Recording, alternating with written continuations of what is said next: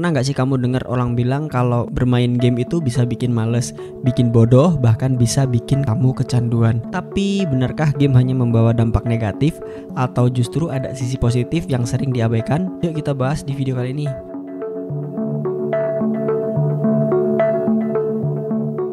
Sejak dulu, game sering dianggap sebagai penyebab berbagai masalah seperti anak-anak jadi malas belajar, bisa bikin kecanduan sampai lupa waktu, dan memicu sifat agresif atau kekerasan.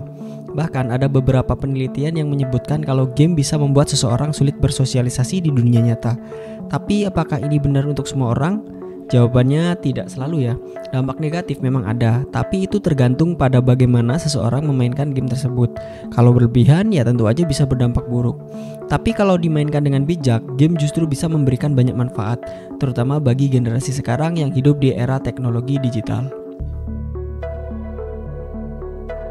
Apa saja dampak positif bermain game? Yang pertama, melatih kemampuan berpikir kritis dan problem solving. Game bukan cuma soal bersenang-senang, tapi juga melatih otak untuk berpikir dengan cepat.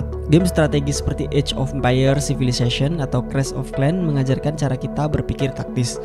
Game puzzle seperti Portal atau The Witness melatih otak dalam memecahkan masalah.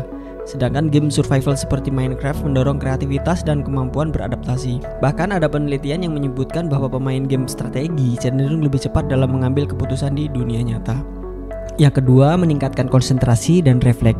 Game aksi dan FPS atau first person shooter seperti Call of Duty, Valorant, dan Counter-Strike mengharuskan pemain untuk fokus tinggi. Pemain harus cepat bereaksi terhadap situasi yang berubah dengan cepat, melatih koordinasi mata dan tangan, serta meningkatkan kemampuan multitasking. Itulah sebabnya banyak gamer profesional memiliki refleks yang luar biasa cepat, bahkan melebihi rata-rata orang biasa. Yang ketiga, belajar bahasa asing dengan cara yang menyenangkan. Banyak game yang menggunakan bahasa Inggris atau bahasa asing lainnya. Tanpa sadar, pemain sering menyerap kosakata baru, terutama dalam game online yang mengharuskan komunikasi dengan pemain lain dari seluruh dunia. Contohnya, banyak gamer yang awalnya nggak bisa bahasa Inggris, tapi jadi paham karena sering membaca teks atau mendengarkan dialog di dalam game. Game seperti The Witcher atau Red Dead Redemption 2 punya cerita yang kompleks dan membantu pemain belajar bahasa dengan cara yang menarik. Jadi daripada mendengarkan bahasa lewat buku yang membosankan, kenapa nggak belajar sambil main game?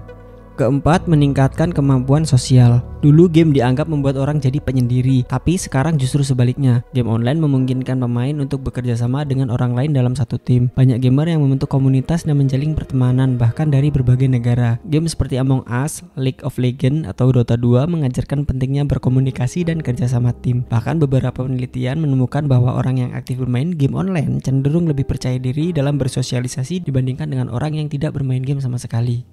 Yang kelima, peluang karir dari dunia game. Ini bagian yang paling menarik. Dulu orang tua sering bilang, main game gak ada gunanya. Tapi sekarang main game bisa jadi pekerjaan yang sangat menguntungkan. Berikut beberapa contoh profesi yang bisa lahir dari dunia game. Yang pertama, pro player esport.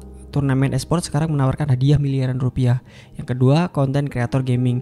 Banyak youtuber, streamer Twitch yang sukses dari bermain game. Yang ketiga, jadi game developer. Bisa bekerja sebagai programmer, artis, atau desainer dalam industri game. Shoutcaster atau komentator esport, seperti komentator sepak bola tapi khusus untuk game. Jadi kalau ada yang bilang game gak ada gunanya, tunjukkan saja beberapa bukti tadi. Setelah melihat semua dampak positif tadi, apakah artinya game itu 100% baik? Jawabannya tentu aja tidak.